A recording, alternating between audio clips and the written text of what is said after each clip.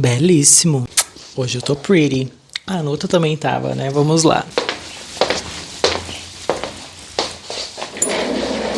Hoje ela vai ter que dar licença, porque eu estou de volta. Hello! Tudo bem com vocês, gente? Por aqui tudo certo. Ai, acabei de lembrar de uma colega que ela... Tudo bem com você? Deixa eu parar, senão ela vai ver esse vídeo. Daqui a pouco ela vai me odiar. Tudo bem, gente? Por aqui tudo... Então, seguir para mais um vídeo. Vamos lá, deixa eu resgatar minha cadeira. Enfim, hoje, como visto no título, eu vim falar um pouquinho mais sobre a minha trajetória na psicologia, na minha vida, no corporativo, que é o meu trabalho, né? Corporativo mais operacional e a solidão. É um vídeo, assim, que fala muito sobre os meus afetos atuais. E eu vou passar um pouquinho também sobre os meus traumas que eu tive nessas três partes e na minha vida, né? Três importantes setores que eu acho que é bem importante eu trazer aqui, não só para gerar uma identificação, enfim, com vocês, talvez, enfim, ter um senso comum, como também para mim, sabe? Em processo de análise. Muito do que eu já fiz aqui já fala sobre isso, né? Só que nesse vídeo eu vou ser bem específico. E eu acho que tá bem interessante. Então acompanhe. Começando então, gente, porque aqui não tem enrolo e vocês já sabem como é que eu funciono. Vamos falar então sobre o trauma, como despertar.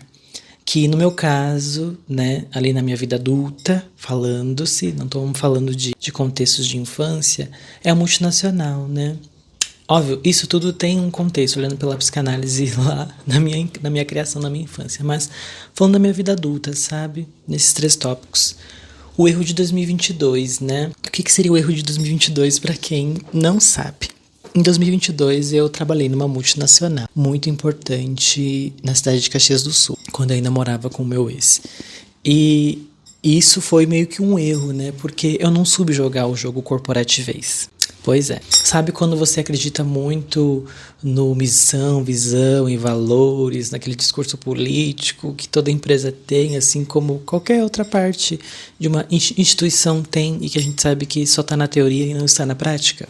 Pois é, eu acreditei bobinha, né? Era o meu segundo emprego praticamente, o meu primeiro emprego profissional.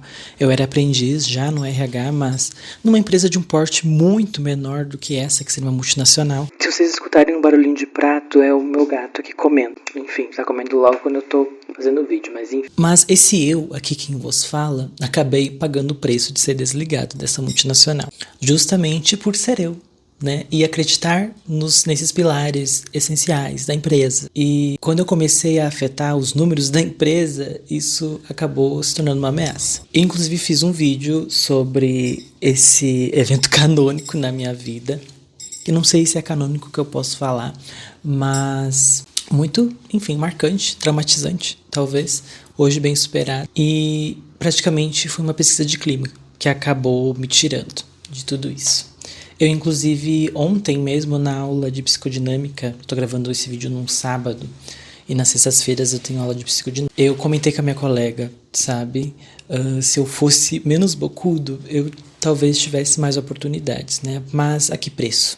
A que preço eu estaria ainda naquela empresa e muitos dos meus colegas teriam saído, às vezes colegas que eu gosto, e que eu tivesse que ter sido falso com eles. Que um feedback que a gente tinha lá, ele era muito voltado às críticas, a colegas, a defeitos, para que a gente ajudasse o gestor a demitir uma pessoa. E a gente sabe que toda empresa tem metas, e também existem metas de orçamentos que definem em quadro de pessoas, consequentemente em demissões. Então, quando se tinha essas notícias, quando se tinha essas ações para tomar nessa empresa multinacional, a forma que essa liderança fazia era justamente criando esses conflitos, criando-se essas picuinhas, né? Que para mim não existia. Eu lembro quando ela perguntava para mim, eu falava, eu dizia, nada, tipo, eu faço meu trabalho, entendeu? Eu não tenho nada para reclamar da fulana, tem uma coisa que outra, mas enfim, já resolveu, entendeu? Segue pra frente, on the job. Pois é. Mas enfim, mal eu sabia que aquilo era um jogo. Então não me arrependo, sabe? Não me arrependo de ter sido eu, sempre. E o que me dói mesmo é a falta de dinheiro, né, gente? Lá poderia estar ganhando muito mais, né? Talvez poderia estar bem mais confortável, não me humilhando aqui. mas eu acho que não afeta o meu desejo, sabe? Meu desejo é isso. O que me satisfaz é isso, é esse reconhecimento. Reconhecimento que eu tenho, o mínimo que seja, mas que eu tenho esse espaço para expor minhas ideias e que eu tenho esse reconhecimento também das pessoas que me acompanham e compartilham desse mesmo sentimento. E acredito que eu fui entender realmente o real papel do RH numa empresa, na empresa atual que eu tô, que é para manutenção desse teatro, que muitas vezes eu acabo resistindo, ou muitas vezes me calando, né, se no caso me sinalizam para passar para operação. E eu acho que eu tento ao máximo sublimar isso, que é como a gente diz na psicanálise, transformar isso de uma forma positiva em uma outra coisa, né, seja pela arte, seja pela PNL, enfim. Seguindo então, aqui a gente falando um pouquinho da travessia, né, que é do ódio ao amor à psicanálise. Eu tive uma grande resistência inicial, muito, eu acho que, né, acredito que grande parte dos estudantes que estudam psicologia sobre a psicanálise, que ela é muito voltada para o sexual. Só que quando a gente olha para a psicanálise no modo leigo, a gente acha que é tudo sobre sexo, é ódio da mãe, vamos matar a mãe. Deus lhe falar isso. Né? O senso comum acha que é isso. Mas na verdade é um modus operandi que a gente tem que analisar, que se baseia-se no sexual e que se forma o sujeito. E tem-se então suas fases, que se então se forma esse bendito. E além disso, tive uma baita transferência do professor, né? Em que ele já tinha uma má fama e ele já tem esse modo leigo de visar, no caso, a psicanálise. E quando se falava desse professor em específico que ministrava essa abordagem na faculdade, que era uma referência, meu Deus, a gente escutava as piores versões dele, que as pessoas passavam. Mas muitos de nós estávamos, então, transferidos com esse professor. Sabe o que vinha de pior, assim, que a gente tinha na nossa vida? Pois é, a gente jogava no professor como se ele fosse o bicho de 7 cabeças, coitado. E hoje eu amo muito ele, gente, porque eu entendo tudo que ele fala hoje. Mas antes eu não entendia porra nenhuma. E não me culpo, né?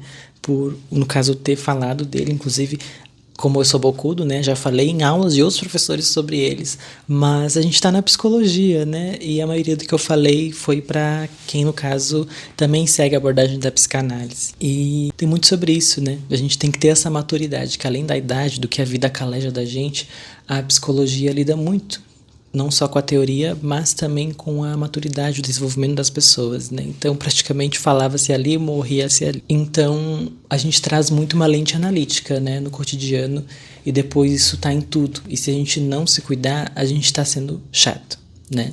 Pois é. E aí, falando um pouquinho mais sobre o corporativo, enfim, esse teatro, a gente acaba vendo muita falsidade na vida, né, em que a gente acaba meio que não suportando e trazendo muito dessa lente, né, e o peso da informação, da onde que eu trabalho, do que eu faço. Pois é, agora meu vizinho começando com a furadeira. Espero que não dê de escutar, mas o peso da informação, que nem eu falei, de tudo que isso que a gente vê, estuda.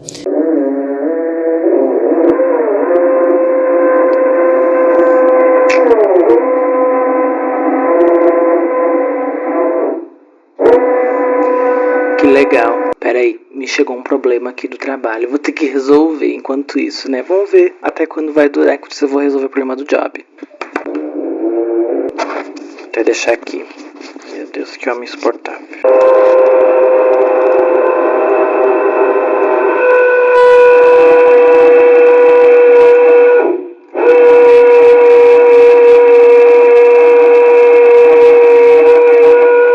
Nossa, tá dando eco no condomínio. Deve estar fazendo porta aberta. Que seja, né, querido?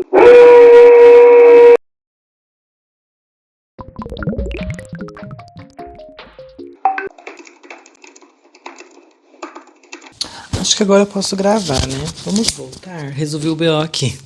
Solicitar um Uber para uma funcionária. Seguindo. O peso da informação, não só pela análise, como também pelo trabalho, né? Que a gente acaba vendo tudo isso não se tornar realidade na vida real, né? Que no caso eu sou um RH de loja, né? Onde eu estou atualmente, e aí a gente tem que tentar aplicar isso na prática. A gente sabe que muitas vezes, em grande parte das vezes, não funciona, né? E os refúgios, sabe? Aonde que eu posso ser eu? Hoje, que nem eu tava falando também para as minhas colegas, não só da faculdade como do trabalho. Se não fossem os meus gatos, gente, eu sei lá. Tá, acho que talvez eu estaria sob camisa de força.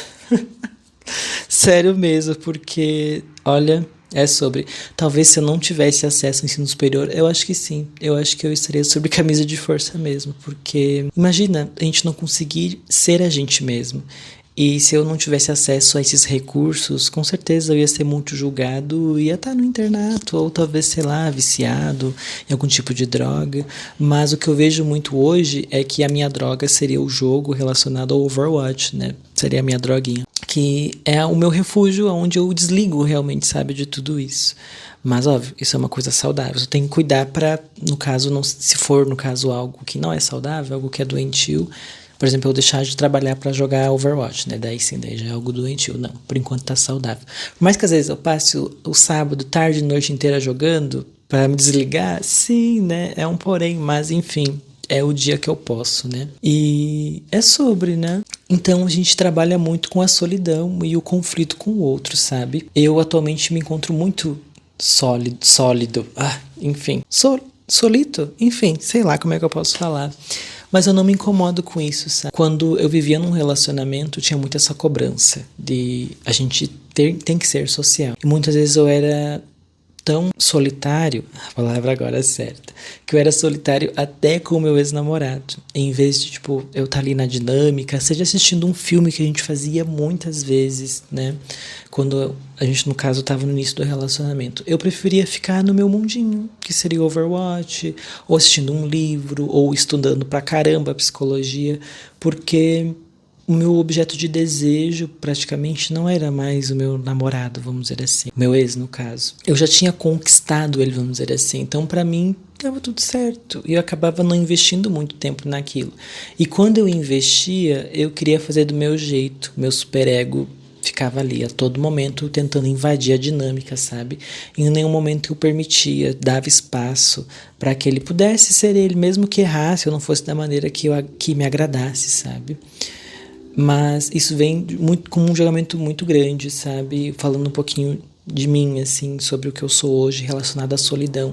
Eu não querer me relacionar muito, sabe? Não querer, tipo, meio que sair de casa. Hoje mesmo, ó, gravando esse vídeo aqui, num pleno sábado, dia 11 de abril, eu recebi um convite para sair com os meus amigos, meus colegas de trabalho, né? Uma amiga que inclusive saiu da empresa e me convidou. E eu não fui, porque eu preservo muito a minha solidão, meu estado mental e também porque eu estou priorizando meus projetos nesse atual momento. E tem mais um porém, esses meus projetos, eu estou pensando, né, estou investindo nele não só tempo, como também vou investir dinheiro em anúncio para conseguir ganhar algum retorno com isso. Porque isso vira uma estratégia de sobrevivência, gente, que a gente tem que buscar autonomia. Nesse momento, e acredito que muitas pessoas também têm que olhar para isso, a gente tem que olhar para a instituição, porque como a gente fala na psicologia, que seria no caso a empresa como somente uma instituição e tentar buscar outras para que a gente consiga suprir muitas vezes os nossos desejos, suprir as nossas aspirações, porque depender só de uma, a gente não vai, no caso, ter a satisfação que a gente gostaria. Tu acha mesmo que a empresa que você tá vai suprir tudo que você deseja, vai atender? Com certeza não. Se atende, são em micromomentos e muitas vezes com muito sacrifício. Então não vale a pena o custo de tempo, o custo mental. Às vezes, dependendo se você tipo de contrato que você tem, se é PJ, até investimento financeiro para uma coisa em que você depende somente de uma coisa, sabe, de uma parte. Para muitos é muito confortável, sabe, mas para mim não atende, sabe. Então eu preciso de mais, sabe. E nesse momento estou buscando a minha emancipação financeira. E se eu tenho o recurso intelectual, por que não vender isso, né? Pois é, agora estou investindo na minha consultoria. Isso gera um projeto, ó, já falando de mim, gera um projeto, né? Com certeza é sobre mim, mas enfim, sobre um projeto meu. Já era um projeto que eu tinha começado quando eu tinha saído dessa multinacional. Só que eu deixei esquecido, né? Voltei pro sistema da CLT e aquilo ficou engavetado. E hoje então retorna diante de toda essa necessidade. Não só pela necessidade, como também por esse meu anseio, meu desejo que não está sendo atendido por uma só instituição, a empresa que eu estou atualmente trabalhando. E também, gente, o quanto a gente tem que ter noção, né, a ética, que a gente é um grão de areia no meio do sistema. Quem realmente recebe, ganha bastante, são os donos da porra toda, né? Os donos dos territórios, donos do mundo, donos do mundo que eu digo que implementam todas essas regras do jogo, né? No caso, a indústria farmacêutica, a indústria de manufatura, a indústria do petróleo, a indústria da tecnologia, da informação, enfim. Esses realmente são os grandões que definem as regras do jogo e que são os únicos que têm a vida, vamos dizer assim, garantida. Mas a gente, até, enfim, uma empresa aí de médio porte também tá à mercê do risco. Então, assim, ó, vamos montar estratégias, sabe? E por que continuar, né, gente? Né? Parece uma pergunta óbvia, só que para muitos isso muitas vezes é meio perdido. Inclusive, eu vi um vídeo esses dias no Instagram sobre o quanto a dificuldade de interpretação, a dificuldade de elaboração das crianças e jovens de hoje está precária. E acredito que isso tudo também tem um propósito do sistema em si, do quesito político do governo. E acho que de mundo também, sabe, global. Mas o professor estava reclamando do fato de que os seus alunos estavam respondendo apenas perguntas objetivas. Quando chegava nas descritivas, eles deixavam em branco. E muitas provas. Assim, ele listava muitas provas dessa maneira. Então eu fico pensando, gente, para muitos o porquê continuar pode ser uma pergunta que não tem a resposta. E diante do cenário que a gente está realmente, sabe? Por que continuar, né?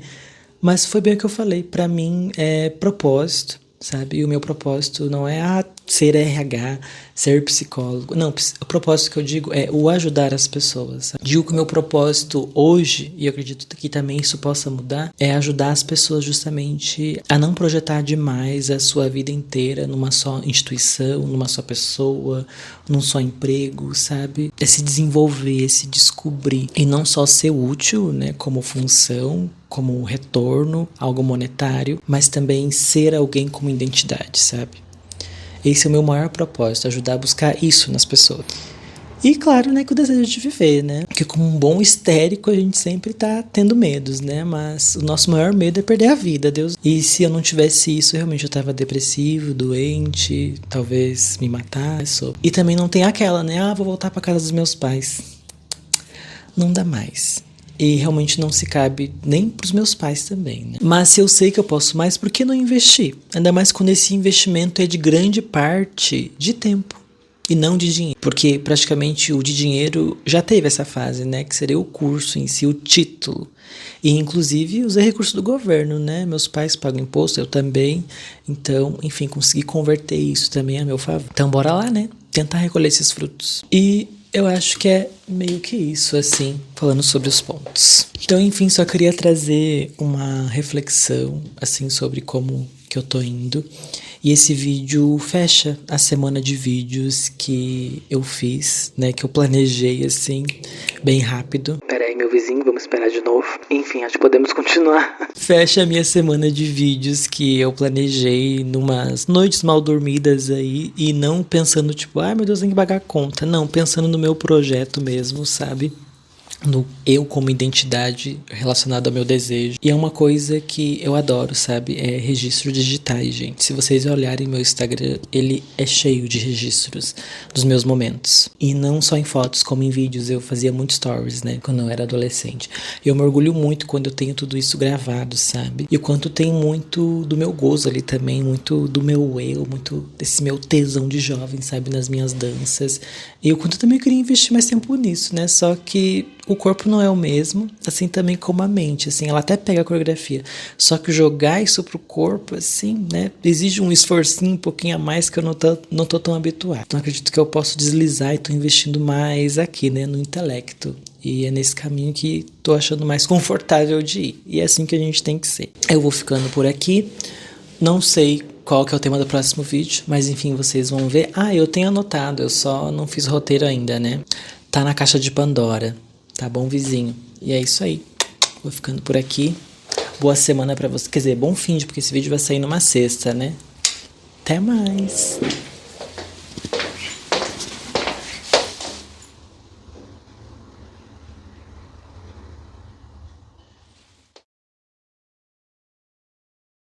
Tu tá aí de novo? Não vi tu subir aí, né? Que bonitinho, meu pinguinho. Vi um vídeo também hoje que um gato surtou com a bagunça. Ainda bem que minha casa é organizada. É só meus vizinhos, às vezes, que surtam, dão uma estressada, começam a furar uma parede. É sobre.